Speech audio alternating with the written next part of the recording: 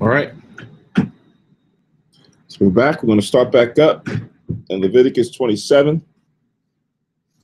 I'm going to read this one first in the Hebrew and then in the English.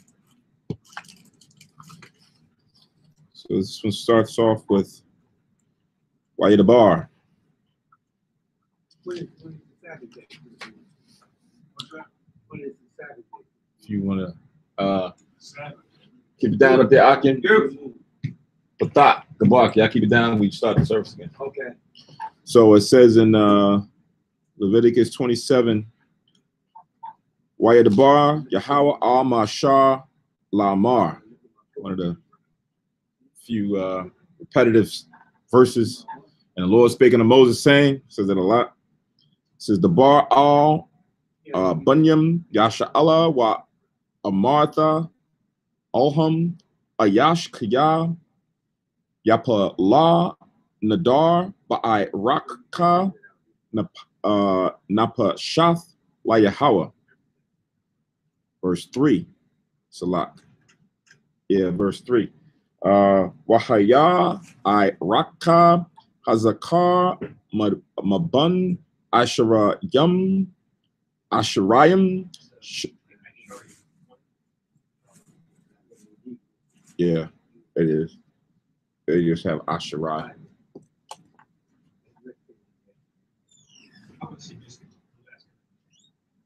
Huh?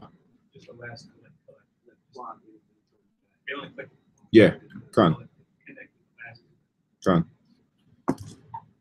Asharyam Shana Wa'aid Bun Shashayan Salak Shashayam Shana Wahaya I Raka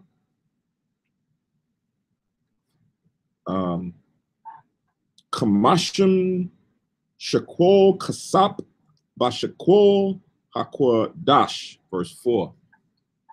Let's see. Wa'am Nakwaba Hawa'a Wahaya Iraka Shalashim Shakwol, verse 5. Wa'am Mabun Kamash Shunyam Wa'aid Bun Asharyam Shana. I gotta connect this again.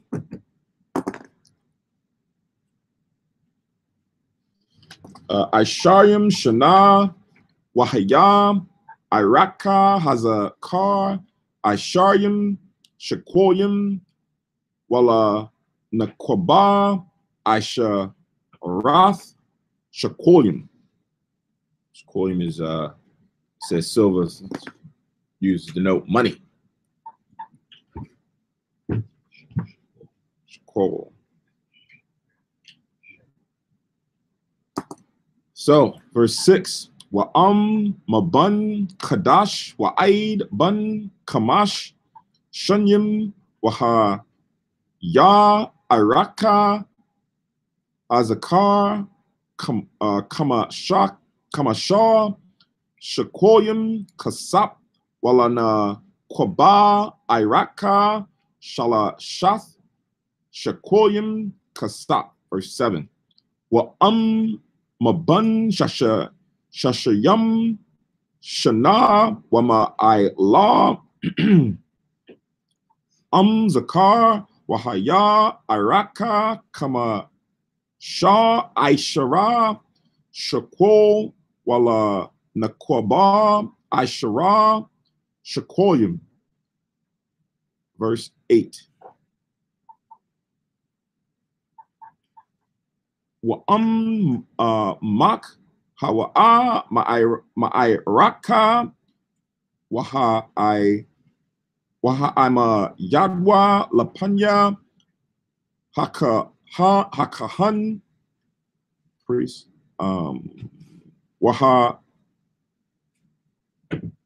is this waha I arayak athwa hakahan ayo panpaya ashara tasha yad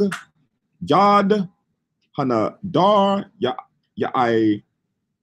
ya'ira yak nawa hakahan. Verse 9. Wa bama Asherah, Yaquara, Yabwa, Mama Na, Quara Bun, La Yahweh, Ko Asherah, Yathun, Mamunwa, La Yahweh, Yahaya, Quadash. Verse 10. La'a Yaka Yakala Yapunwa Wala'a. Man, voice jacked up.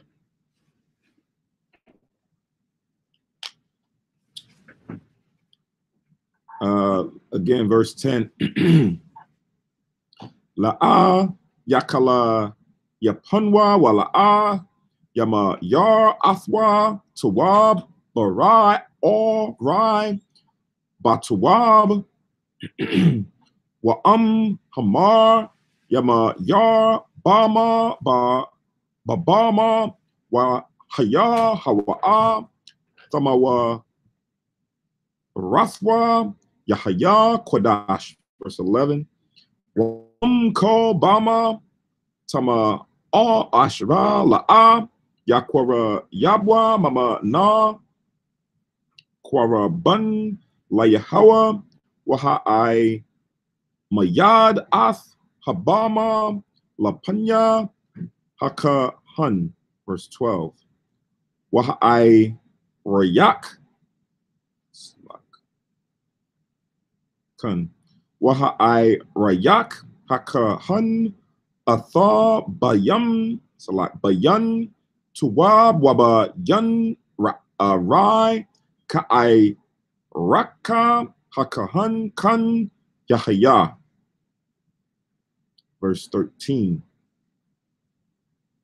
Wa Ga'ol Yaga Olna Waya Sap Kama Yashathwa Ayo Iraka. Verse 14. So that's estimation is Iraka. Thy estimation. So Iraq is estimation. Verse 14.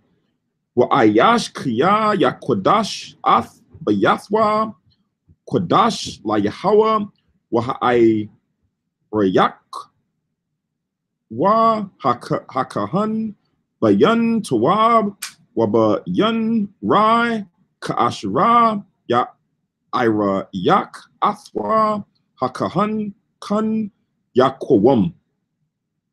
Verse 15. No, so it's not estimation. Verse 15. It says, Wa Hamakwa the Yash Yaga O Ath Bayathwa Waya Sap Kama Yashyath Kasap Iraka Alyawa Wahaya Lawa. Verse 16. Wa Masha Da Aka Zathwa Yakwa the Yash Ayash La Yahawa Waha Ya Iraka Lapya Zaraiwa Zarai Kamar Sha'arim Bakamashim Shakwal Kasap. Verse 17. Masha Nath La Haya Bol Yakwadash. So like Yakwada Yash should Yakwada Yash should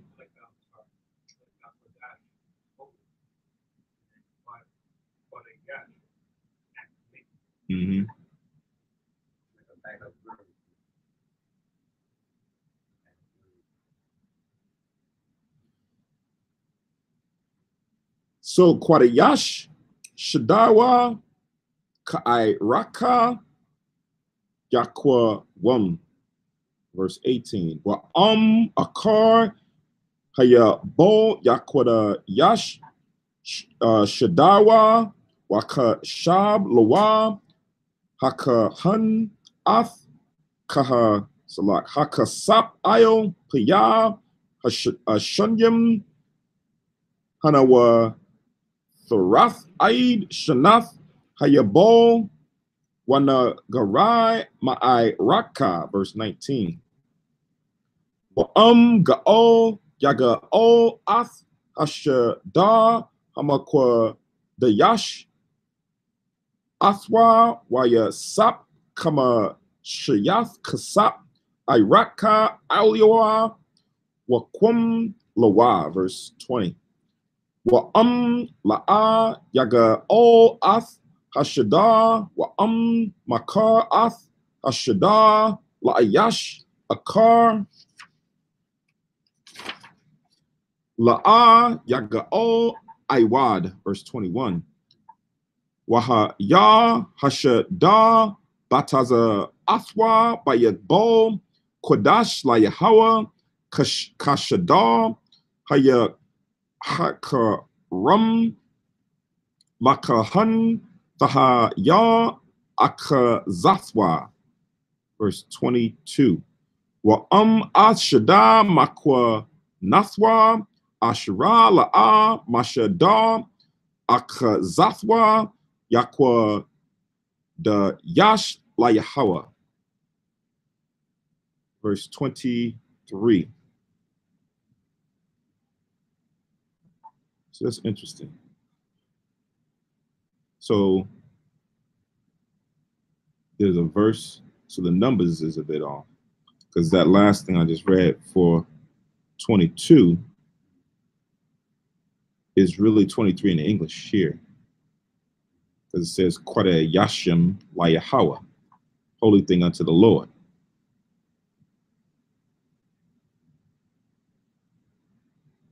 Right? Oh, yes. Yeah, you're right. Mm-hmm. Yeah, Kware Yashim La Yahawa. 21 is 22. 21. 21 is good. 22, but then sanctifies the Lord. Feel of that position.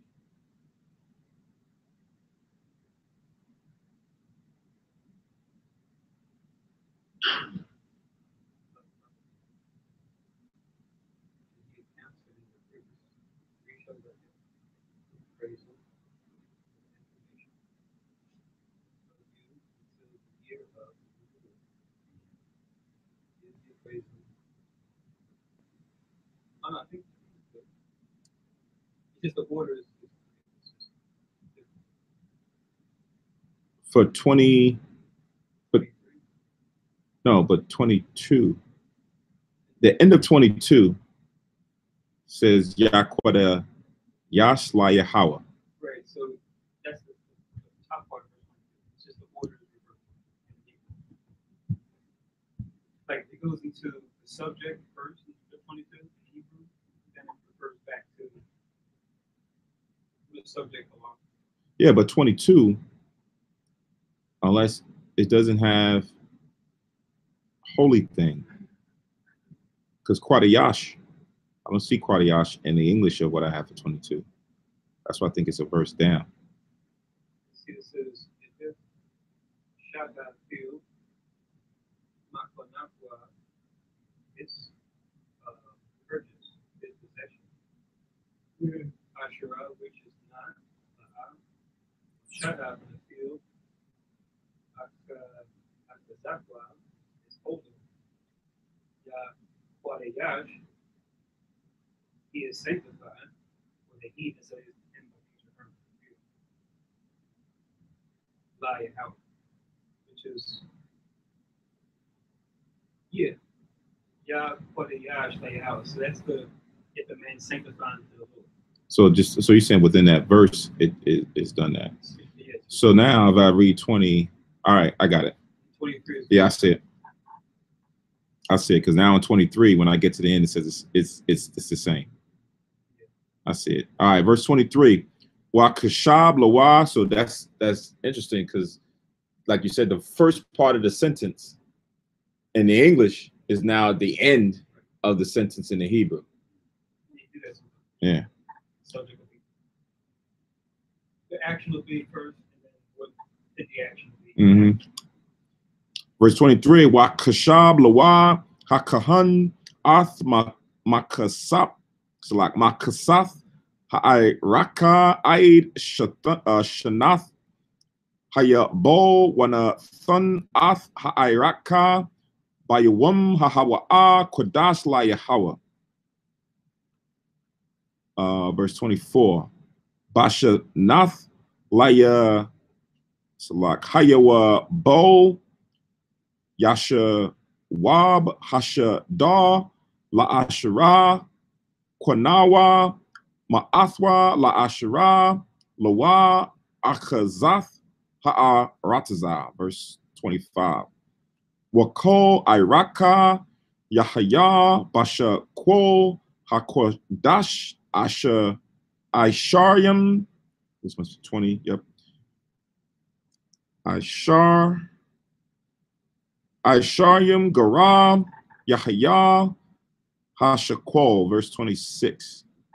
Ak Baka War Asherah Ba Yabakar La Yahweh Ba Babama La'a Yakwada Yash Ayash Athwa Shawar Shah La Yahweh Hawa'a.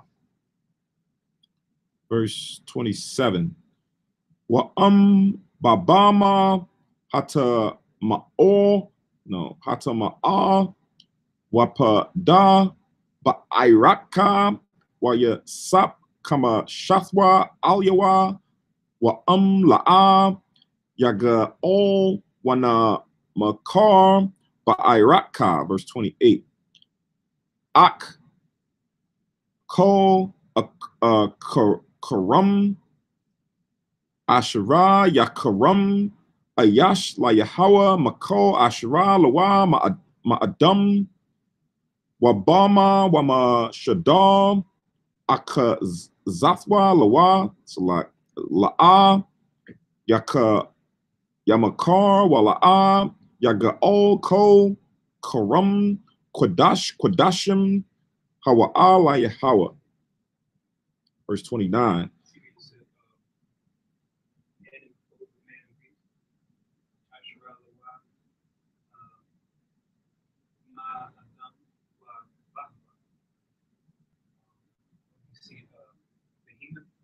Mm-hmm. Right. So he just took the phonetic sounding of the Hebrew word and just kept that. So and it makes sense because you know, when you look at the Tower of Babel confounding the languages, then you go into the sons of Shem or Eber, and it goes down, and you start looking at the nations that come from out of that lineage. You start seeing some parallels of the language amongst the different nations. Where you look at the writings, and some of it is a bit the same. Some of it starts to deviate from the original Hebrew amongst those nations. So some things just kind of that never had another name for it. It just says, okay, we're just going to use that as the name, and it kind of transcends throughout different nations.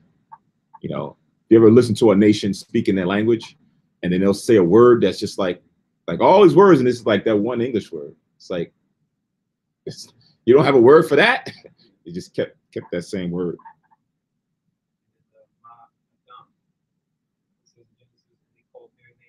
Mm-hmm.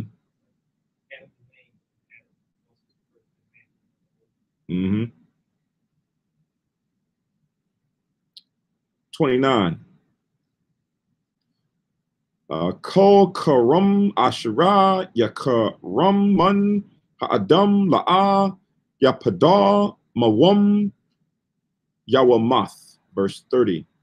Wako ma'ai shara ha'arataza mazarai ha'arataza maparia ha'ai rataza la Yahweh ha'aitazar kan ha'aitazar kan ha'aitazar la Yahweh hawa'a kodash la Yahweh. Verse 31. Wa ga'ol yaga'ol ayash mama I what is that? What is this? 31. Mama I Sharawa,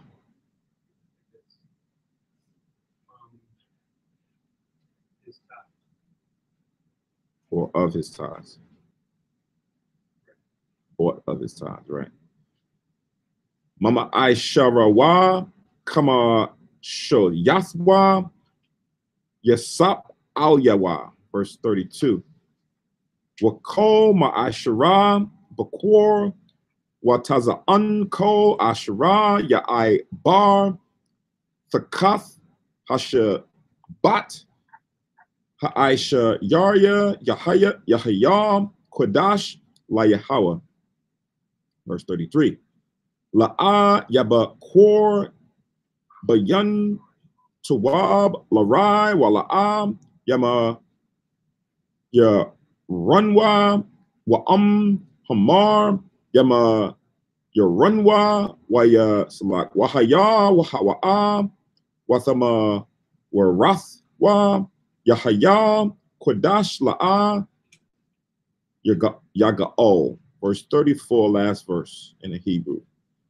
Olha Hama Tazawath Asherah, Tazawar Yahweh, Ath Mashal Ol, Bunyam Yasha'ala, Bahar, Sayanwa, Sinai. Sayanya. All right, so that ends the Hebrew. Now we'll go into the English.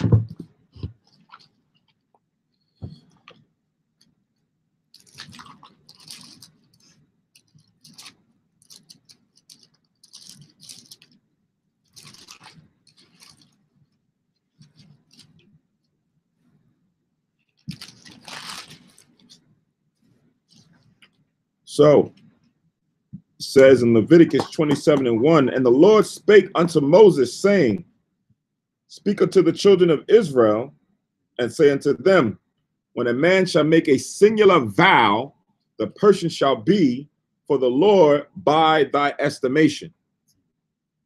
Right? So now it's dealing with vows. And if you make a vow as a person to do something or in the future for the Most High, the priest now are going to come and give an estimation or a value based on the person giving the vow of himself, if it needs to be redeemed or taken back. Like, okay, I'm done with the service or whatever it is I vowed to do. There's going to be a price or an estimation given so that someone could come and redeem him, right? So this is what a portion of this chapter is going to get into. It's going to get into the redemption pertaining to men, then beasts, then houses, and then land, right? When you read it. But now, just to give you some insight onto vows that was made in the past with Israel, you can write down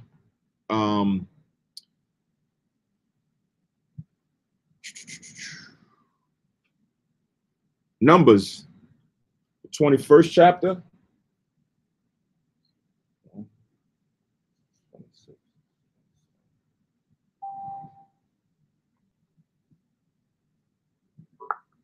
Numbers, the 21st chapter, I think verses 1 to 3. Let me check it.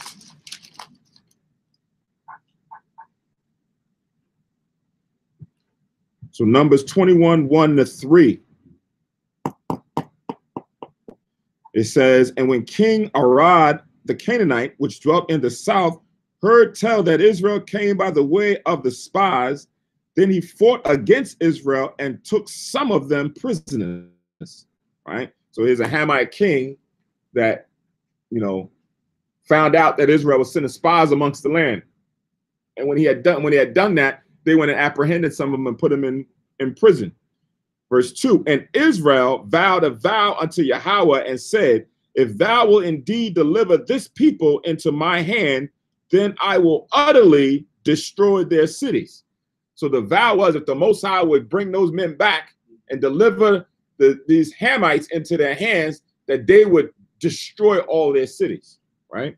Verse 3, and the Lord hearkened to the voice of Israel and delivered up the Canaanites, and they utterly destroyed them and the cities, and he called the name of the place Hormah, right? So the vow now is preceded with, you know, you to perform a certain service or a duty based on the agreement that you made with the Most High. Vows are very, it's not taken lightly, like how you just say, you know, I'm gonna come and, you know, I'm gonna come by your house and help you move, right? And then you don't show up, right? That's why we usually always accompany with Most High's will, because certain things or circumstances happen that's beyond your control, right? If I say I'm gonna be there tomorrow and all of a sudden a flood happens, I can't physically get there. Right. You can't hold me to it, right? Because now it's not the Most High's will that I'm able to get there. And we're touching that Yahushua touched on this in the gospel, as far as for when we make vows and how we make sure we don't use them haphazardly. Also, 1 Samuel.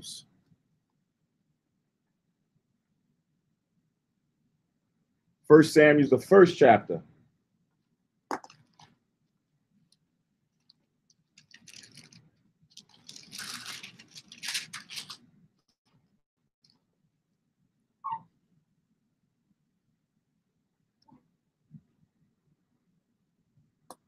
First Samuel's 1.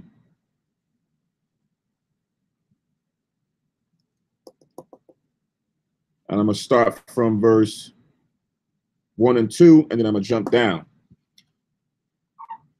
So 1 Samuel, the first chapter, in the first verse says, now there was a certain man of Ramathaim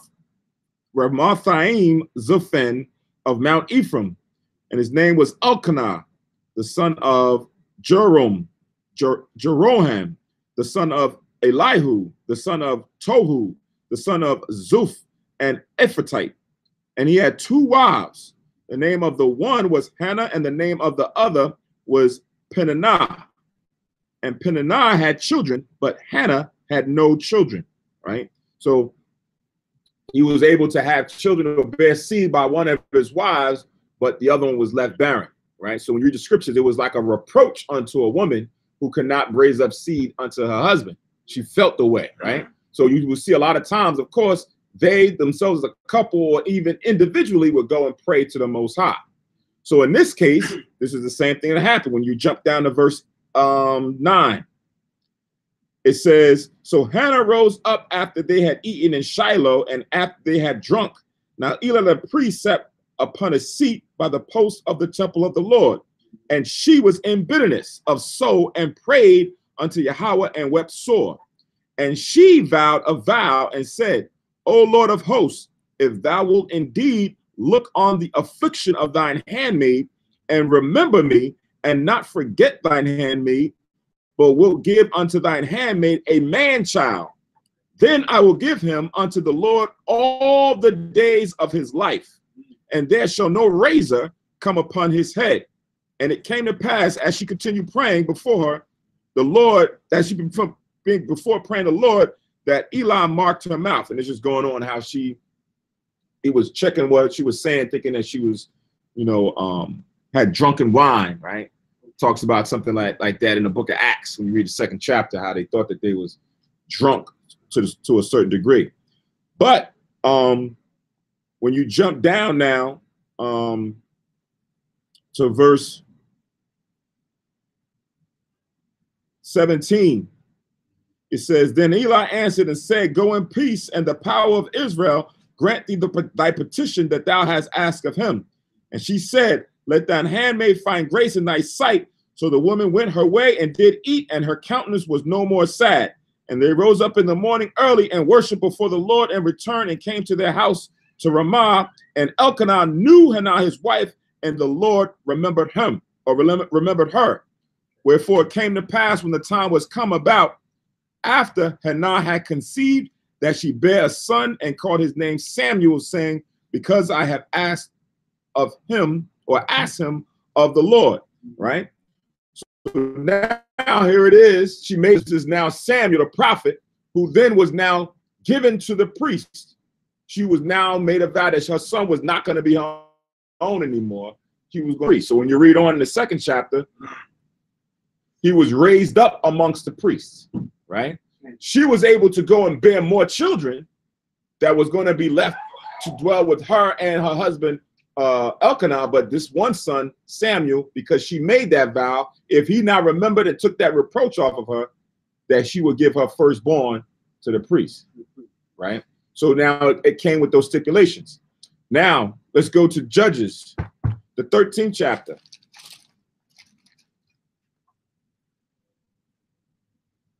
Sorry, the 11th chapter, not the 13th. 11.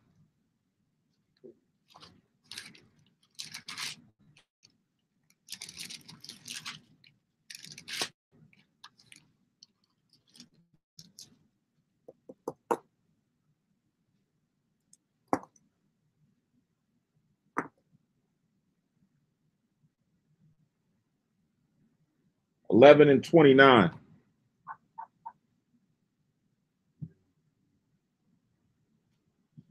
So it says, then the Spirit of the Lord came upon Jephthah, and he passed over Gilead and Manasseh, and passed over Mizpah of Gilead.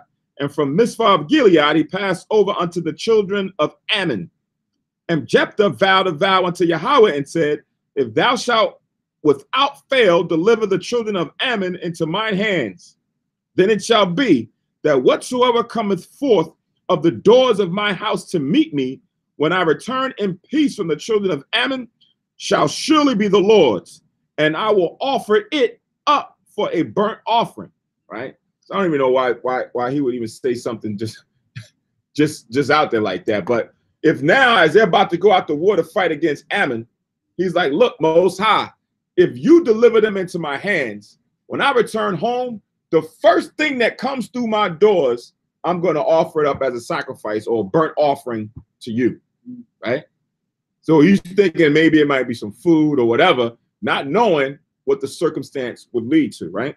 It says, verse 32, so Jephthah passed over unto the children of Ammon to fight against them, and that the Lord delivered them into his hands. And he smote them from Oer, even until thou come to Minnith, even 20 cities unto the plain of the vineyards, with a very great slaughter. Thus the children of Ammon were subdued before the children of Israel.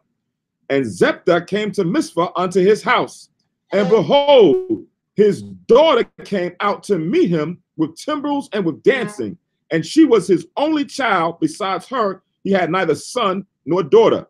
And it came to pass when he saw her that he rent his clothes and said, alas, my daughter, thou hast brought me very low, and thou art one of them that trouble me. For I have opened my mouth unto the Lord, and I cannot go back.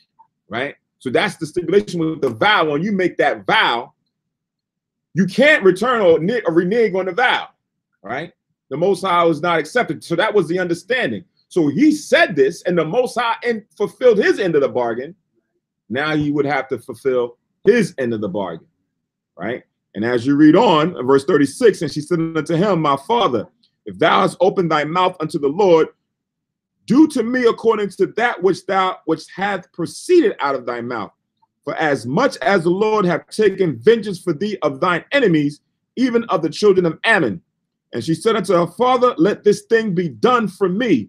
Let me alone 2 months, that I may go up and down upon the mountains, and bewail my virginity, I and my fellows. And he said, go, and sent her away for 2 months. And she went with her companions and bewailed her virginity upon the mountains. And it came to pass at the end of 2 months that she returned unto her father, who did with her according to his vow which he had vowed. And she knew no man, and it was a custom in Israel that the daughters of Israel went yearly to lament the daughter of Jephthah the Gileadite for 4 days in a year, right? So check out the spirit that was on her to even accept the fate of what her father had said or vowed for him to do, right? That she was now going to have to be a sacrifice unto the Most High. She was going to now have to, because he made that vow, right? And she understood the circumstance. Look, you said it, and the Most High delivered them to your hands. So for you not to renege, to keep the word or keep the ordinances of what we do unto me. Just let me go and mourn for 2 months, because now she, being a virgin, never was going to be able to marry anybody. For her to now go and start her own family with her husband, because now she was going to have to go and die, right? So vows were very very important as far as you took a lot of consideration in what you were saying when you went to go vow a vow before the Most High. Now, of course, over time, we understand that Israel, probably, how we are, we're not like that, right? You probably made a vow and then reneged on the vow, and the Most High would judge you, right? That's why when you fast forward into the New Testament, Yahweh said, don't do that no more, right? Don't make these vows, don't swear, don't do any of those things, because we don't fully have the perfection of understanding the consequences of our actions when we say these things. So just let it be yay and nay, right? You're going to say some yay and nay, because you really don't have the power to control the things that you're swearing on, whether it be the Most High, whether it be your parents, whether it be yourself. You don't have that control of power like the Most High does, right? Con. All right, so I just gave a few scriptures. There's others, Samson, and there's others that also center stories around vows. So now in this case, when we're reading the chapter, you can go and offer up a vow that says you may go and do a service or certain things for the Most High, right? For whatever period of time, you say, listen, I'm going to go out there, and if the Levites need help, I'm going to work the fields. I'm going to do this. I'm going to do that. I want to offer up myself to the service of the Most High for whatever, right? So that was your vow. So now you had to go and fulfill the vow. Now, based on that vow, the Most High is giving an estimation or a value to you, right? So that if someone comes, they can come and redeem you from the vow for a price of money, right? That's what we're going to get into right now in this chapter. A person, animal, possession of a house, or even land. So I'm going to read this again. Leviticus 27:2. Speak unto the children of Israel and say unto them, when a man shall make a singular vow, the person shall be for the Lord by thy estimation, right? So now he's speaking to Moses and the priest. The priests now have this authority to now get make the assertion on the estimation of the individual. And it's going to be based on certain stipulation that we're going to read. It says in verse 3, and thy estimation shall be of the male from 20 years old even unto 60 years old. Even thy estimation shall be 50 shekels of silver after the shekel of the sanctuary, right? So that's the value of the person's vow that he makes to the Most High from 20 years old up to 60 years old, right? From that 40-year range, their value is 50 shekels, right? It says, and if it be a female, then thy estimation shall be 30 shekels, right? So if a woman who's 20 years old up to 60 years old vows a vow that she wants to consecrate or dedicate herself to the Most High, her value is 30. Well, then someone else can come and redeem her for that amount. It says, verse 5, and if it be from 5 years old even unto 20 years old, then thy estimation shall be of the male 20 shekels, and for the female 10 shekels, right? Verse 6, and if it be from a month old even unto 5 years old, then thy estimation shall be of the male 5 shekels of silver, and for the female thy estimation shall be 3 shekels of silver, right? So what's interesting here is when you read in between the lines, of those spirits who like to speak about equality, right? That man and women are equal in every sense. The Most High created man and woman, right? They're equal. Even in this, when we're reading this, we see that the Most High does not even value men and women the same, right? They have the same age bracket, but they're still not getting the same value of the estimation. Right? A man's value was more than a woman's value. Why? Because like you read in 1 Corinthians 11:3 down to 5, I believe, it gives you the hierarchy that Christ is the head of man and man is the head of the woman. Right. And the Most High is the head of Christ. Right. So there's that hierarchy that shows you there's a difference. We're not equal and all the same. The Christ is not 100% equal with the Most High. Right. We're not 100% equal with Christ. Right. The woman is not 100% equal with man, and children are not 100% equal with their parents. There's that order, right? So now from the Lord's view that he's given to Moses to the priests, the value of a person is now based on these shekels. All right. I think it's the same thing even for when you look at a woman who has children, the time of their uncleanness, right? If a woman has a man child versus a woman child, their uncleanness is different. 40 days, 80 days, right? One would think, well, it should be the same. What's the difference? Well, one is a male child, and the Most High makes a distinction between the two. So reading on, I stopped at verse 6. Now we have verse 7. It says, and if it be from 60 years old and above, if it be a male, then thy estimation shall be 15 shekels, and for the female, 10 shekels, right? So 60 years old and above, 60 down to 20, 1 to this, that to that, everything now is broken out. So there's like a chart. So you come into the priest, how old are you, right? Priest takes a look at you, says, okay, you're this age, all right, fine. This is the value, right? So now you're doing whatever you need to do because you made the vow supposed to stick. Now, if you want to get redeemed, this is what now has to be given to the priest, and that money then goes to the sanctuary. That's why it says in the beginning, in verse 3 at the end, after the shekel of the sanctuary, because all of that, when it comes in, the priest takes that and use that for the purpose of the sanctuary, right? That's how they were able to, from the tithes of the crops and of the herd, and it was also given free will offerings, where there be actual, wood, gold, silver, right? There's certain things were now taken and given to the sanctuary, and this is what the priests would use for all the things and the resources that they needed to do to either provide for themselves or for the service of the Most High. So I'll read verse 7 again. It said, if it be from 60 years old and above, and if it be a male, then thy estimation shall be 15 shekels, and for the female 10 shekels. But if he be poorer than thy estimation, then he shall present himself before the priest, and the priest shall value him according to his ability. That vow shall the priest value him, right? So here it is. Now, if in the assessment, this person that's made the vow is poorer than the estimation. Meaning, if he said, listen, he's worth 30 shekels. So if he's going to be redeemed, got to be 30 shekels. It's like, we don't have that. I don't have the 30 shekels. So then they're going to now come and make an assessment, and they make the judgment call. So, all right, not 30, but 18, 15 shekels based on his circumstance, because he's poorer than what he should be valued at within his age bracket or within her age bracket, right?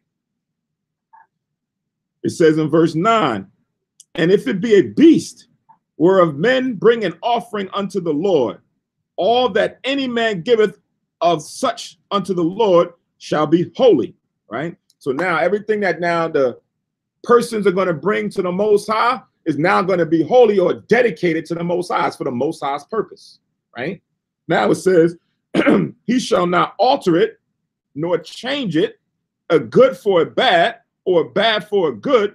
And if he shall at all change beast for beast, then it and the exchange thereof shall be holy, right? So it's like, look, I made a vow, I'm going to give my horse or my ass or whatever, right? And it's like, all right, now you got to fulfill the vow. So now it comes time where you're supposed to take it to the priest and give it, then you change your mind. You're like, oh, wait a second.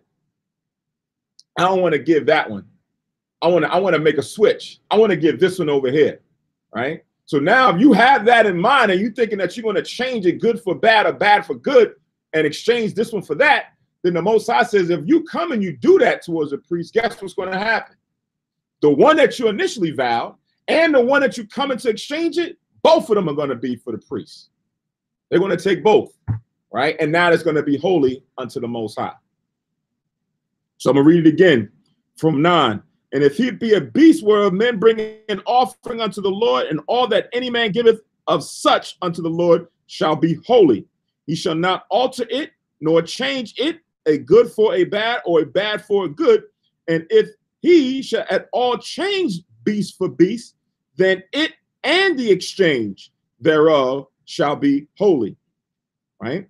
It says in 11, and if it be any unclean beast of which they do not offer a sacrifice unto the Lord, then he shall present the beast before the priest, and the priest shall value it, whether it be good or bad. As thou valuest it, who art the priest, so shall it be. So this is not an animal that would be used in the sacrifice. This is just an unclean animal that's not a part of the sacrifice, but can still be used for other purposes. The priest then will come and look at it and say, okay, if it's valuable, if it's something good, and give a cost estimation to the person that's consecrating it to the priest. And say, okay, it's worth such and such, cool. Like an ass, right?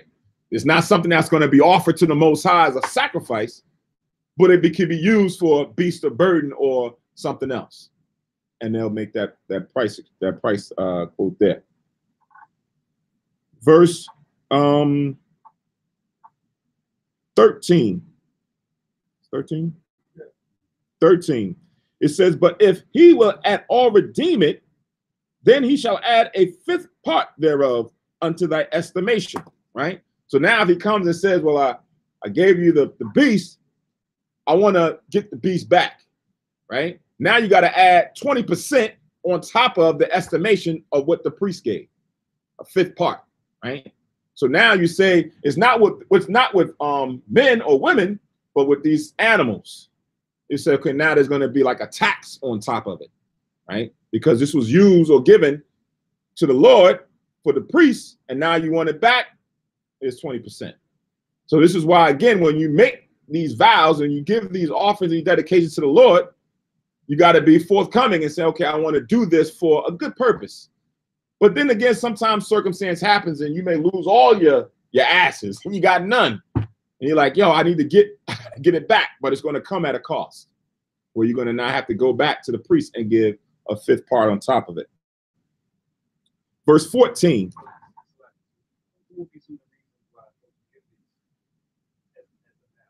What, give the animal?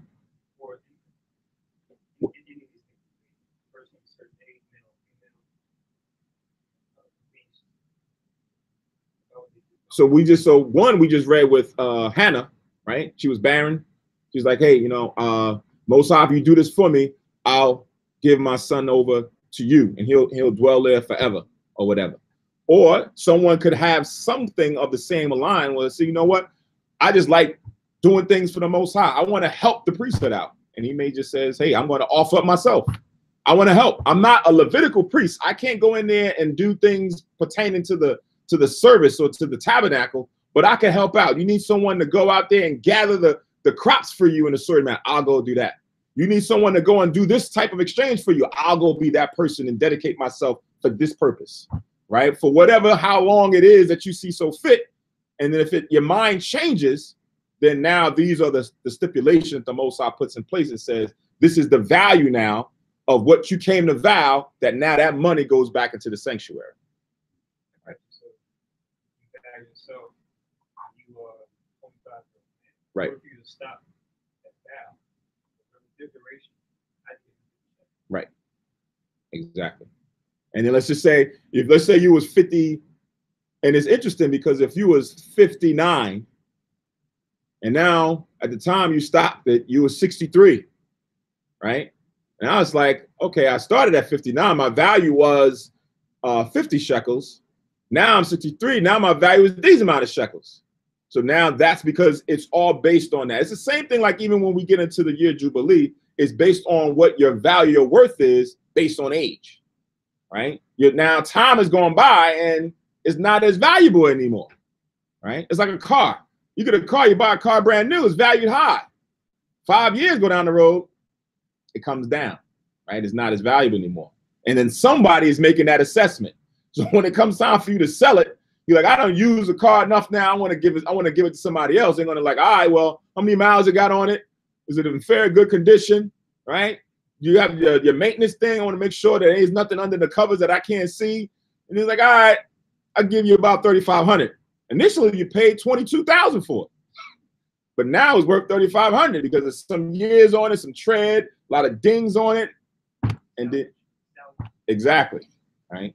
So it's just that period. But this is on a level where you willingly now say, I want to give this and make this holy unto the Most High, whether it be myself, dedicating myself to the Most High, an animal, or something else.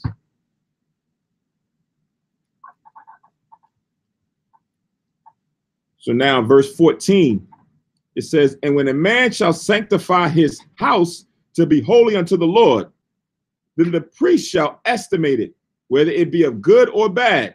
As the priest shall estimate it, so shall it stand, right? So you may have your house or another house, and you say, hey, you guys could use this for a good cause, right? I want to vow to dedicate this now to the Most High, right? Then the priest will come, look it over. It's like you know, those assessors that come through your neighborhood every now and again, and they value the neighborhood and say that your house is worth this amount of money. The priest would then now say, you want to do that? Fine. Let me come, see the condition, and I'll set an estimation on it. Appraiser. Yeah. Verse 15, it says, and if he that sanctified it will redeem his house, then he shall add the 5th part of the money of thy estimation unto it, and it shall be his. Right? So he's given it, but now he wants it back. So now you got to add 20% on it, right? Now here's the thing, because when you consider this, right, it's again based on that time frame. It's the same thing with the car. It's like, all right, you know, I'm saying, hey, I want to lend you the car, and I say, all right, the car is worth 3,500, and now I'm using it. It's been in the Most High's possession for a while. Time goes on, and now here it is. It was estimated at 3,500, and now all of a sudden you say, all right, I want to redeem it so that it comes back to me. Now you got to add 20% of what that 3,500 that I initially said it was valued at the time that we received it. You got to add 20% on top of that, and you might be like, yeah, 20%. You know, the animal done got older, the house done got a little bit like, but if I want it back, that's what you got to pay, right? So you can't go back on it, and the only out that you have is this estimation with the tax on top, or the percentage of the 20% on top of it, right? Because again, initially, all of this is now holy unto the Most High. So when you take this away, it's like now you're taking from the Most High that you've given him, but now it'll come at a cost with beast, animal, or land. Verse 16. The 16? Come on, verse 16. And if a man shall sanctify unto Yahweh some part of a field of his possession, then thy estimation shall be according to the seed thereof. An omer of barley shall be valued at 50 shekels of silver. So now he has property, right? And he's like, look, I got about 10 acres. I want to dedicate or give an acre of it to the priest, to the Most High, for their usage, right? Now, the priest will come and look at the field and figure out how much of the crops can be used on this field, on this land. And then they'll set their estimation, right? Based on that. So I'm going to read it again. Verse 16, if a man shall sanctify unto the Lord some part of a field of his possession, then thy estimation shall be according to the seed thereof. An omer of barley seed shall be valued at 50 shekels of silver. All right. So what that value of that land can produce is what your estimation is going to be. It says 17, if he sanctify his field from the year of Jubilee, according to thy estimation, it shall stand. But if he sanctify his field after the Jubilee, then the priest shall reckon unto him the money according to the years that remain, even unto the year of Jubilee, and it shall be abated from thy estimation. So again, just like how we did with the normal year of release, right? We always measure things based upon that 50th year, right? When you loan something to somebody, you said, all right, you know, I got about 4 more years into the year of Jubilee, and it's going to come back to me, right? or even after the year Jubilee. It's like, all right, the next time is going to happen is another 50 years, right? So you have to reckon it based around that time, because now what is given goes right back to his rightful owner, right? All that goes back to his rightful owner. Those who are working as a servant under someone goes back to his family, right? The land that was given goes back to that person. So this is what happens when we deal with each other in this manner. In this case, is now things that's been given to the Most High or to the priests. And this is now how they handle it, right? Israel handles it the way they handle it based on the year release. And now if I say I want to give this to the Most High, all right, cool. The priests are going to take that same measure of how much crops I can get out of it based on time leading up to or leading after the year Jubilee. Verse 19, and if he that sanctified the field would in any wise redeem it, then he shall add the fifth part of the money of thy estimation unto it, and it shall be assured to him or given back to him, right?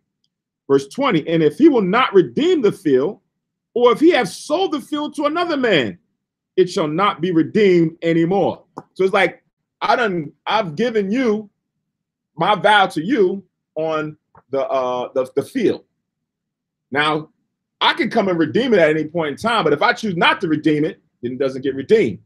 But then if I go and I sell it to someone else, it's not even really, I can't sell it right now. Exactly. Sometimes the company will tell you you can't do it. They'll put a stipulation in your contract that says if now I'm mortgaging this house to you, you can't go sublease it to somebody else and make money off of what I'm allowing you to live in and pay me for, right? Because in the sense, it's like, okay, I'm charging you $1,000 a month rent or mortgage for the property. Then you go sublease it to someone else and you do it for $1,500. Right? So yeah, so they're like, yo, you making money, you profiting off of me. Exactly. So they're like, nah, you can't. They'll tell you up front you can't do it. So then you cannot get back the benefits of it. Huh? Say again? Exactly, right? I'm paying you the money that we agreed to, right? Yeah. Yep. Verse 21, but the field when it goeth out in the Jubilee shall be holy unto the Lord as a field devoted. The possession thereof shall be the priests, right? It says in 22, and if a man sanctify unto the Lord a field which he hath bought, which is not of the fields of his possession, right? So he just went and bought something, right. And you know how we do everything based on lot, right? Based on your tribe and everything. Like it can't transfer. If someone buys it, and we know during the year of Jubilee, it goes back. It has to go back to that tribe or that family's tribe. So it says, if a man sanctify a field unto the Lord, so like if a man sanctify unto the Lord a field which he have bought, which is not of the fields of his possession, then the priest shall reckon unto him the worth of thine estimation, even unto the year of Jubilee, and he shall give thine estimation in that day as a holy thing unto the Lord, right? So it's interesting that, you know, when we look at the wisdom of the Most High, he covers all the bases, like all the bases of what things might come to pass, right? If you're thinking, hey, I'm gonna give the animal, but I want to switch it out, because you know sometimes Israel can be a little bit, you know, I want to switch it out. I don't want to give you that. I'd rather give you this one. Oh, okay. You want to act like that? After you said what you said, I'm taking both. What? No, right? And there's going to be somebody who's not paying attention, right? Who forgets what the law says and comes up and does just that, right? And he's walking with it and he's like, no, but you know, I got the other one that I want to give. And the priest is going to stand there and say, okay, hand me that one and hand me that one. And they all the elders and everybody's going to be there. Nothing you can do about it, right? So, and you have to give it over. Now, others are watching and you're like, yo, that's jacked up. I don't want that to happen to me. So I'm going to be careful of what I vow. I'm going to be careful. I have to be sincere in giving what it is that I want to sanctify to the Most High, and not have a change of heart right, out of whatever selfishness that I have within me to want to take it back, right? Now, even in them redeeming it, it's not to say that these men or women are wicked at a certain point if they do give a land or a house or something. It's not that it's wicked, it's just going to come with a price tag, right? So when you do, just don't even consider, just let it go. If you want it back, it's going to cost you more. Verse 24. It says, in the year of the Jubilee, the field shall return unto him of whom it was bought, even to him to whom the possession of the land did belong. Again, so that it stays within its rightful lot or tribe. Right? So I had it, you bought it from me, then you dedicated it to the Most High. Then now, from that time period, right, the priest is going to give the estimation of what it is valued at. But when the Jubilee comes and it has to go back to its rightful owner, it ain't going to you, it's going to come to me, because it has to stay. The Most High said we're not supposed to sell the land, meaning to give it away permanently, right? Because you're going to sell it, but now in the year Jubilee, that's why the Most High had that set up, so that it can always come back to its rightful inheritance, to the rightful tribe. If that wasn't there, then I done sold it to him. Now I'm a Judite. This Benjamite got it. The Benjamite now took it and sold it to an Asherite. Now it's like it's all over the place. So when you look at the map and you look at the land, you know how they got the colors for the tribes? Yeah. It'd be all mixed up together. You start mixing the colors together and you don't know what's what, right? So the Most High is like, nah, I got a perfect way so that I'm allow you to do this for whatever type money or reasons you want to sell it and recoup. Right. But at this marking period, at a certain point in the year, the 50th year, everything slides right back to its rightful owner, and then you start again, right? So we would always have the same boundaries for each tribe from the time when Joshua and Caleb and them came into the land of Canaan. The aspect of marriage, you always talk about, especially when it comes to like they push interracial marriages now. You look at it from the perspective of inheritance.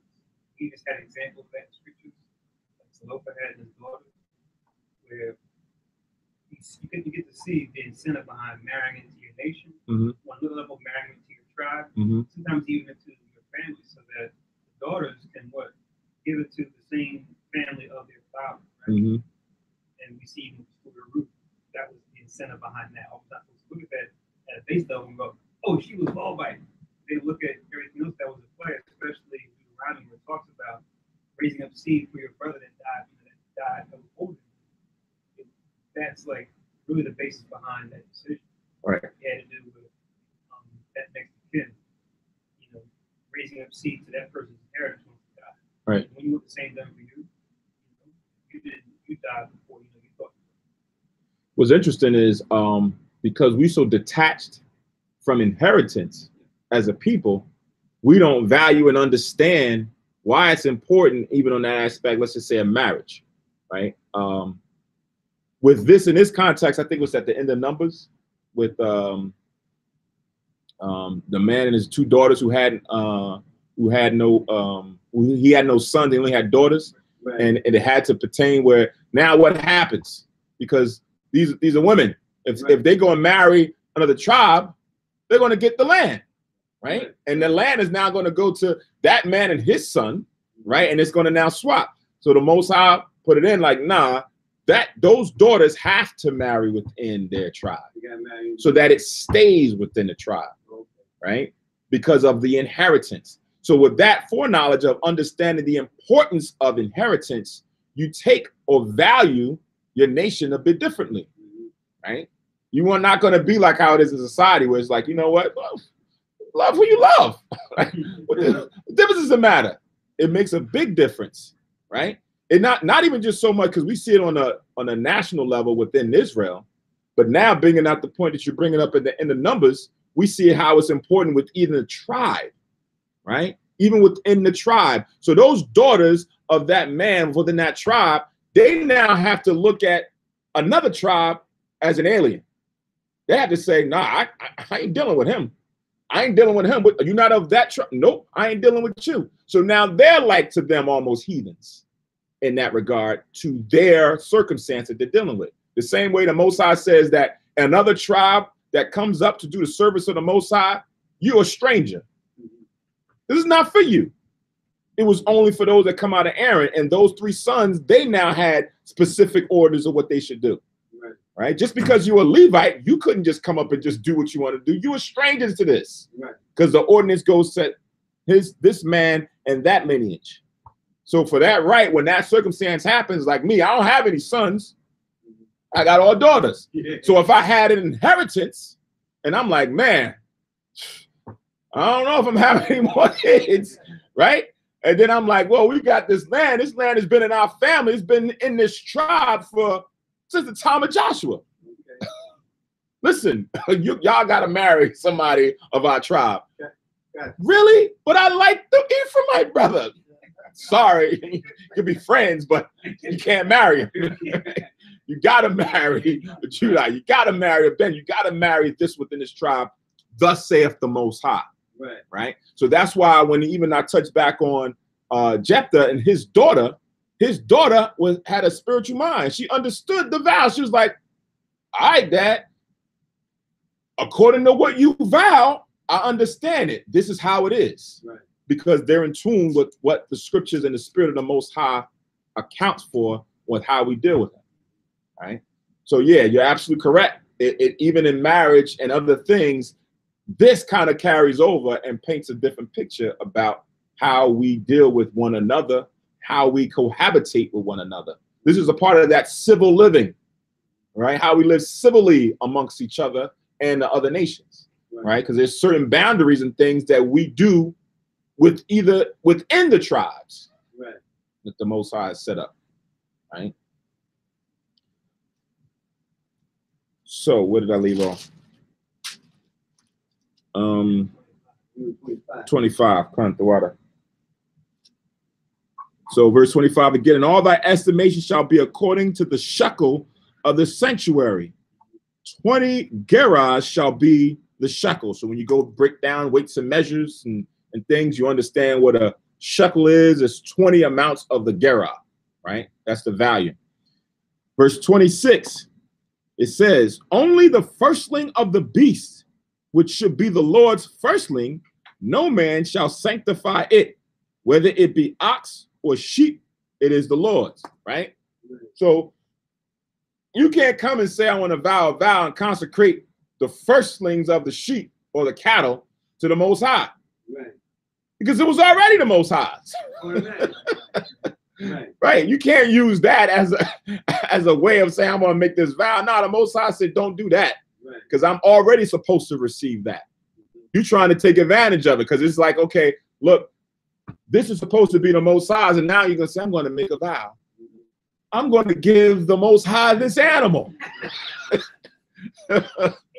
It was already supposed to give me that animal, right? Verse 27. And if it be of an unclean beast,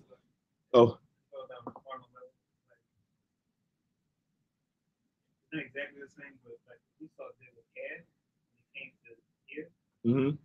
It's like, imagine this. That instead of you saying, here, this that belongs to you, this whole land, I'm gonna give you the whole land.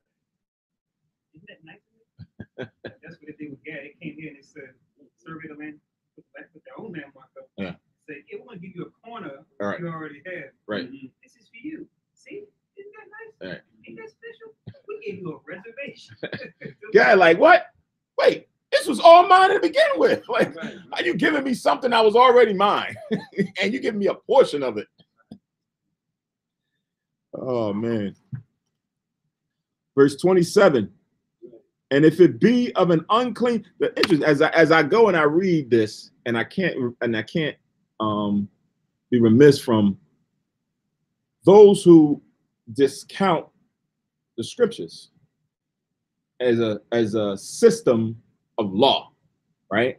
Because in their ignorant mind, they're just thinking it's now just great stories about the ark, you know, fables about the ark, because they don't believe those things. These are the good news that Christ came and he did certain things, right? And these guys went out and taught, and like this is just what the Bible is. we can't use this as a system, right? As a form of record of law, as a body of law. We can't use it because it doesn't get into the intricacies of what we want to deal with. But it does, right? It does. Certain things have to be spelled out so that there's no confusion. There's no taking advantage of one another. Right. Then the Most High even has in the law that we shouldn't take advantage of one another. That's a law, right? Automatically, right? So now even these things here is as if to say, okay, now this is between me and you. If you want to do this, I'm allowing it, but at a cost. So when we start looking at exchange of land and properties and everything else, when the person has to value it, right? We're not supposed to go out there and start messing with the weights and measures, right? We shouldn't go out there and know that, oh, this is valued for $10, but I'm gonna really give them, I'm gonna ask for $6, right? So I could then take it and I'm gonna go sell it for $12, right? We shouldn't deal with each other that way, right? So we should look at, that's why Christ said we're supposed to look at your brother as if that brother was me. So I wouldn't want someone to come and doggone swindle me. Right. So I'm not going to swindle. I'm going to be fair and on the up and up with my brother, right, or my sister, amongst my nation, amongst my people, so that we all profit together. We all come up. That spirit of dissension and all that envy, that's where that comes from. Right. Because when you're not up and up, you're not straight up with your brother and sister, and then they feel that they've been hooked or swindled. And especially in this society, it fosters that. It's like, listen, man, you gotta get it by any means necessary, because that's how they doing it. Right. That's how they controlling and running the world, getting it by any means necessary. I'm going over here to check on this. Okay, but you get there and you taking that. That ain't nothing to do with this, right? Yeah. So now when people see that that has been going on, then they start saying, all right, I'm gonna get you back, right? I'm gonna do the same thing. I'm gonna start rendering evil for evil. The Most High even has that in the law. Just because he wicked as all hell, don't follow behind him and get back at him doing something evil. Right. He stole from you, now you want to steal from him. Nah, vengeance is mine. Let me deal with it. Vengeance is mine, said the Lord. That's what the Most High says. Let me deal with it. Right? You don't go do the same thing. Don't worry about it.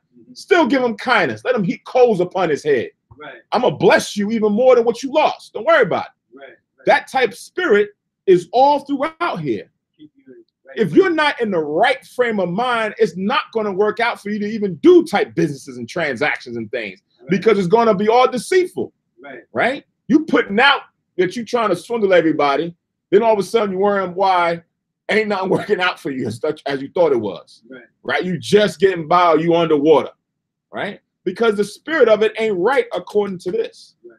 So you can deal with everything, economics, educate, all of that is right in here. The Most High is setting the standard about the 10th, the 20th% of all of that. You're like, all right, cool. That makes sense. Who was that guy who was running for president? You was just thinking about that? Ben Carson. Ben Carson, he thought about that when it was talking about taxing. And it was like, yo, the rich is getting taxed way less than the poor is getting taxed. What's going on? He's like, hey, I was just reading the Bible and it just made sense that everybody gets taxed the same amount, 10%. 10% across the board. It seems feasible, it works out, right? That's a fair thing. Right. So even man can't understand that simple concept. Man can't gather it. Exactly. Yeah, it was like, what? Where did you get that from? The Bible. Let's hear that. Sounds good, but nah. But it works, right? Because think of it, that's equality. 10% from the poor, so 10% from this person compared to 10% from this rich guy, right, they're both given the same percent of what they have, right? Right? So it's not to say that, oh man, I'm giving 40, he's only giving 5, and he's like, but my 5%, look how much it is. It's like $3 million, right? But that 5% ain't hurting you as much as this 40%, right? Or even 10%. Right? Because it's a different measure based on what we have, what our possessions are, and our value. So in a sense, as I'm reading all these things and I'm going, when you start jumping down, the spirit comes on you where you understand the system of how the Most High wants us to work within each other, whether it be what we give to the Most High, what we sell to one another, all that now starts to make sense. It's like, oh, I got it, right? We can do this, right? So when we had that contention, we remember the law and we remember the testimonies of what people went through in doing the law and the positives and the negatives. Right. It's like, oh, okay, this is how we're going to do it. Cool. It's in the scriptures. So back in Leviticus 27, and now I'm going to read 27 again. It says, and if it be an unclean beast, then he shall redeem it according to thine estimation, and shall add a fifth part of it thereto. And if it be not redeemed, then it shall be sold according to thy estimation, right? So if this unclean beast comes through, of course, you want it back to 20%. And if it's not going to be redeemed, they have the ability to say, hey, I'm going to sell it for whatever that estimation is. 28, notwithstanding, no devoted thing that a man shall devote unto the Lord of all that he hath, both of man or beast, and of the field of his possession shall be sold or redeemed. Every devoted thing is most holy unto the Lord, right? So again, when you devote that thing, look at it as if, hey, this is the Most High. Right. It's most holy unto the Lord. Right. It's like I'm taking back. In the sense, it's like I'm giving this to Christ. Like, yeah, you can hold that $5. I need that $5 back, though. Christ, and it's like Christ, like, what? I need that $5 back, though. Really? All right, cool, right? All right, here. You want the 5, but I'm gonna charge that interest on top of that, and I'll give you back 3 or whatever that is, right? Because you want to be taking it from the Most High because it's most holy, right?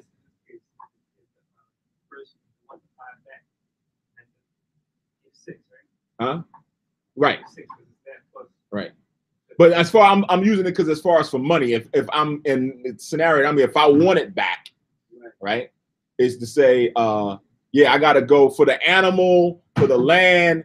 The estimation is $1,000, whatever. I'm going to add 20% on top of that, so now it's like $1,200. But now it's to say, I need everything that I gave you back, right? So yeah, in a sense, it's like I got to pay you $6 or the extra $1 on top because I wanted it back, right? Which is crazy when you look at it in that regard.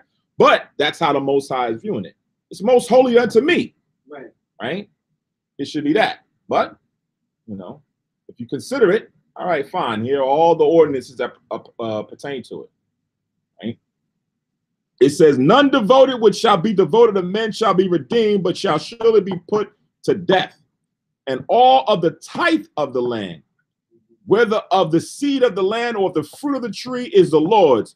It is all holy unto the Lord. I forget the verse where it says, there's several verses actually, it tells you everything is really the Most High's. Right. Everything is the Most High's. Gold, the silver, the land, the animals, right? All of that's the Most High. So if he wanted, he can just say, give me all my stuff.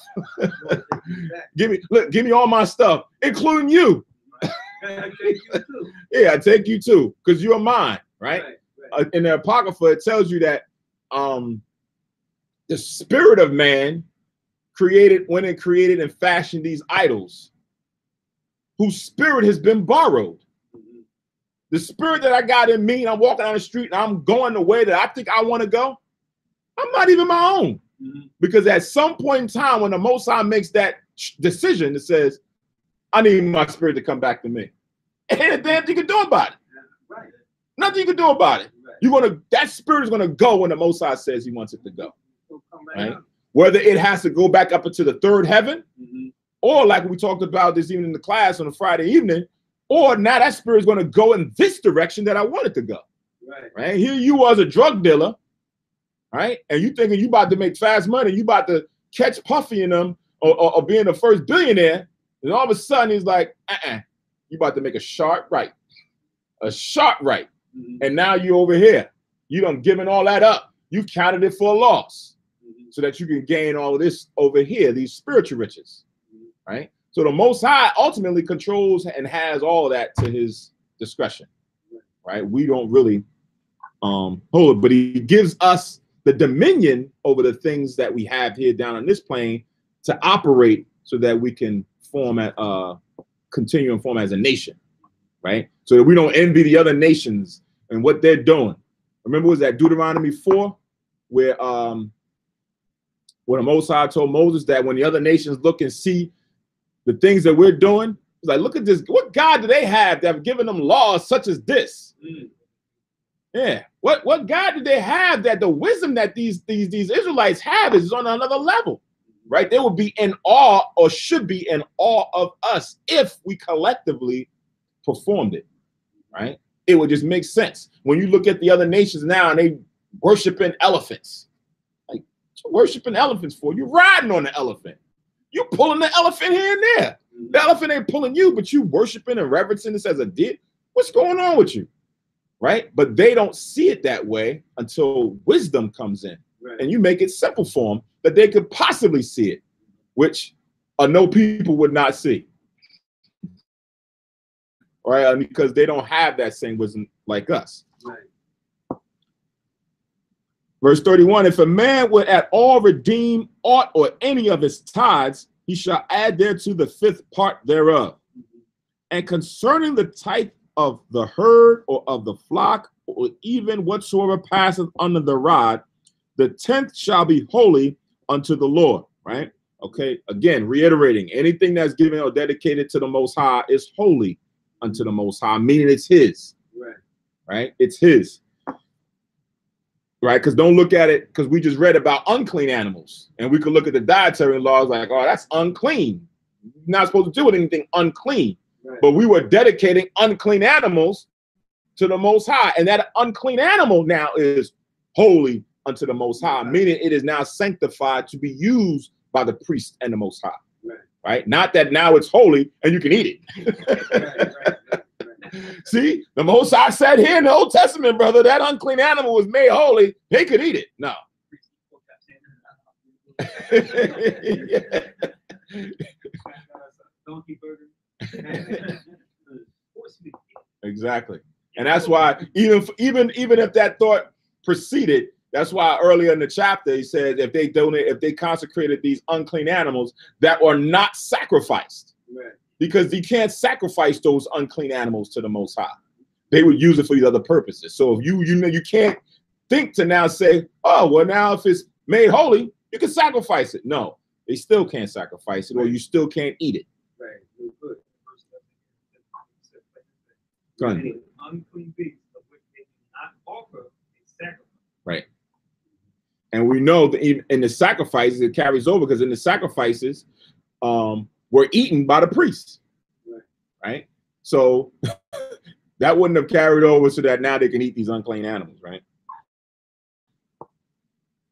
And concerning the tithe of the herd or of the flock, even whatsoever passeth under the rod, the 10th shall be holy to the Lord. He shall not search whether it be good or bad, neither shall he change it.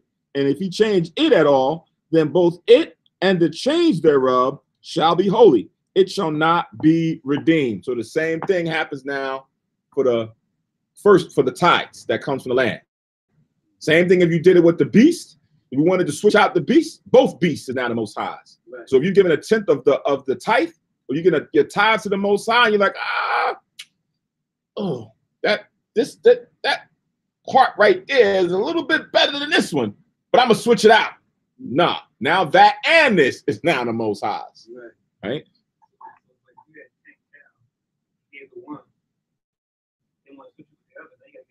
Exactly. Exactly. Exactly. Mm-hmm. It says, verse 34, these are the commandments which Yahweh commanded Moses or Mashah for the children of Israel in Mount Sinai. All right. So again, the beauty of this, when you read the actual fidelity of the law, later on it carries over into spiritual things, like how you read it says that Christ is our Passover, or that we should be unleavened, right? We're not, it's not like we're gonna take the leavened bread out of us. It's talking about those actions, the things that we thought, those evil, wicked thoughts that we follow in the world, that should be taken out. But to understand the fullness of it is good to go back into the law and understand from whence it was first instituted. And you see, oh, when it came out, oh, they did this. Oh, they was hurrying out of Egypt. They couldn't take that. Right now, I understand what was going on then. And then fast forward, when they make the allegories or the similitudes of it, then you understand it better. Most people don't understand. That's why when you go and you ask someone who's a Pentecostal or going to a Pentecostal church, and you say, well, what's the Pentecost? Well, what's the Pentecost? The Pentecost is the church. No. I'm talking about the feast day, the holy day, the Pentecost. What is that? Because that's where that comes from. Your name of your church comes from there. You don't know. So understanding that would then make you understand what we read in Acts, and then even further on in Revelations, where it talks about the redeemed are going to be the first fruits of the Most High. All right. Why does it say the first fruits of the Most High? Based on the same things that we're reading here.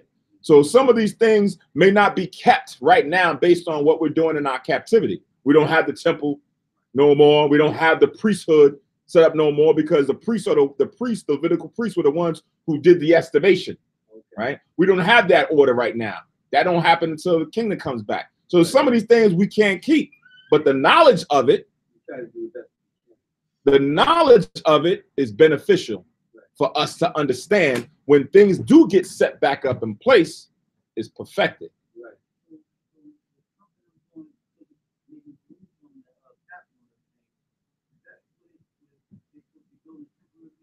Who? No.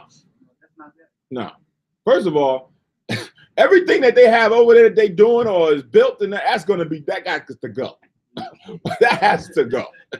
All of that is going to be gone. Because remember, when you read the prophecies, we're going to rebuild. All that's going to be done and destroyed, and we're going to rebuild. And the nations are going to help us rebuild. We're going to use them to build. The same way when 1600s came and they started to build up here in America, they'd use the slaves to do it. Right. Most High's prophecy says in that day, that's what's going to happen. They're now going to come and Israel's going to rebuild by using them. But all of that is the same thing, even like, say, when you read the Maccabees, the rededication of the altar, right? What happened? They polluted it. Right. We wasn't going back into that temple and doing it. Nah, that got to be taken down. Get that altar out of here and let's bring in a new altar. Right. Now, they could have took some stuff and cleaned it off and polished it up and sprayed it and made it. Nah, they said, nah, the whole thing is unclean. Get it out of here. Right. It started off good, but they desecrated it, right? By putting that other altar and sacrificing those meats on it. Right. Get the whole thing out. We're going to redo it all over. And that was for the altar. So in the same context, when we talk about the temple was destroyed. Christ told us that no stone should be left upon another one. Right. So our temple is gone. Right? All the little remnants of the walls and everything else they claim is up. Most High said, heck with all that. We're going to redo it all over our way. Right. And then it's going to be done in perfection. So whatever they claiming, whatever they said this site is, that, because certain things, even what they're claiming, ain't the same geographical location that's in the scriptures. Right? So all that's still going to be redone under the order of Yahweh Shah, David, so forth and so on. Right. Yeah. All right, so that ends Leviticus 27. Right. Next week, I gotta do that. I'll try to do that. Matthew's chapter 26, 27 will be in the New Testament. For those again that's online, 2 reminders. One, the Feast of the First Fruits is tonight. So Most High as well, we should be starting the Sabbath service or the High Holy Day service around 9 o'clock. And for those who are not able also to physically make it, don't forget Deuteronomy 16.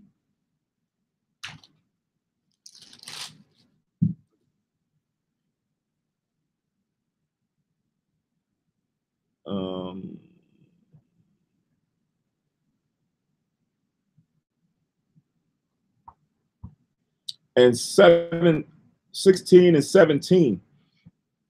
as it pertains to the Most High's feast days. It says, every man shall give as he is able, according to the blessing of the Lord thy power, which he hath given thee. Right? Which means that an offering has to be given on the Most High's feast day. Right? So he says, every man shall give as he is able. So in the time that I came in, it was always the same. It hasn't gained interest. We have not put usury on what it was said, but it was always for us 200 for the Passover, 100 for the other feast days, other main feast days, right? However, like we just read in the scriptures, the poor come up with their own estimation, right? So that means that you give whatever you are able. I can't say, well, if you're not able to give $100, I'm going to hold you to the $100, because that's not what the law says. The law says that you give what you are able. So if you're not able to do it, then you're not able to do it. Give what you can. But for those who are able, and that was the agreement, when two or more are gathered, they are in the midst, and what's bound on earth is bound in heaven. That's what we've always done, right? So we have the foreknowledge. New brothers who coming in, new sisters who coming in, they was ignorant of it. They probably didn't have, the ability to say, oh, I'm going to save up so I can pay for these feast days in their seasons.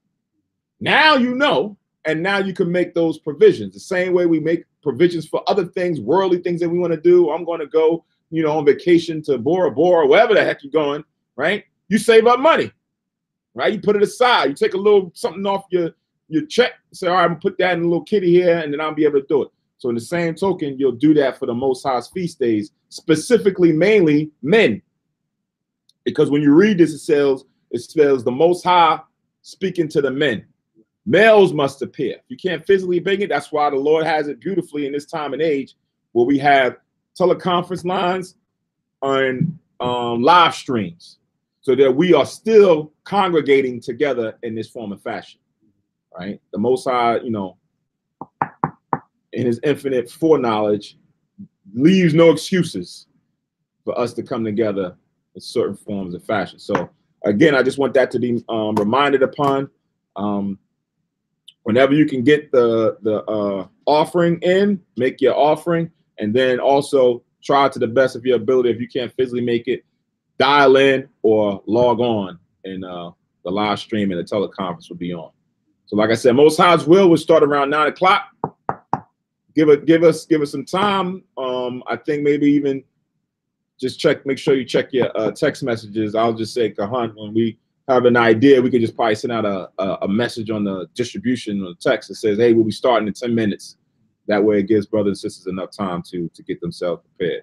So again, next week we'll be in Matthew's 26, 27. I think next Thursday night is the new moon. Next Thursday night is the new moon. All right. So for those who can make it, make it. But as well as the same, we'll be having a live stream and teleconference broadcasting for the service for that as well.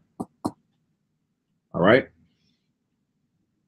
So with that, we're going to send up the closing prayers for the Sabbath service. We're going to always give all praise, honor, and glory to the Most High, while Yahweh Shah, for knowledge, wisdom, and understanding that's been brought forth in the class and the service today. Lord's will, everybody has received some understanding on the scriptures. If not, if you still have questions on certain things, please bring it up during the Tuesday and Friday classes. All right, so we can go through a little bit more fidelity if need be. All right, with that, we're going to say Shalom, Yasharallah, peace unto Israel. Enjoy the rest of the Sabbath. Lord's will, we're here. We'll see you during the service tonight. Shalom. Somebody get the blinds.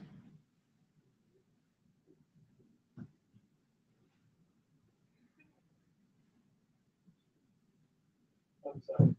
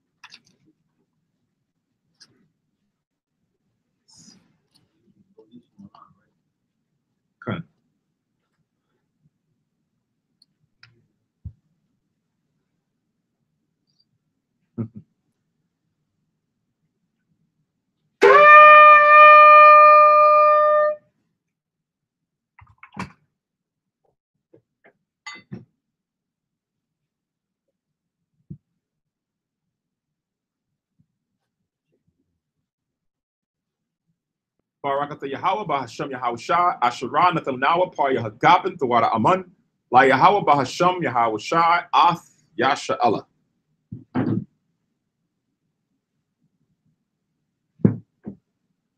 Again, the English translation. Blessed are you, Yahweh. In the name of Yahushai that gives to us the fruit of the vine. Thank you, so be it. To Yahweh in the name of Yahushai with Israel. Right.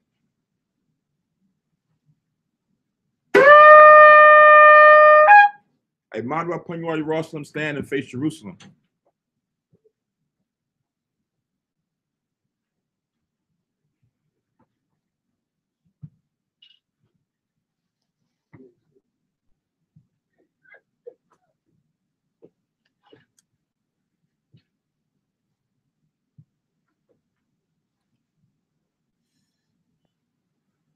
Yahweh, Bahasham, Yahushai, Babakushah, Shammai, Lanawa, Aitha, Yum Yun, Aitha, Shalat, Mayaka Allah, Waha Allahayim, Tazwa Dakim, La, Shema Isle, Barak, Rapah, Magun, Wahakazayak, Banya, Yasha Allah, Washalat, Lanawa, Rabium, Kakama, Rabium, Da'ith, Rabium, Bayana, Rabium, Sabalanwa, Rabium, Amawan, Rabium, Aqua, Rabium, Ahabium, Rabium, Hagana, Rakhanaya, Wasalat, Ko, Kata Ayamnawa, Laha'akim, Wa'akwa, Wayasha Allah, Yad, Wa'iwalam,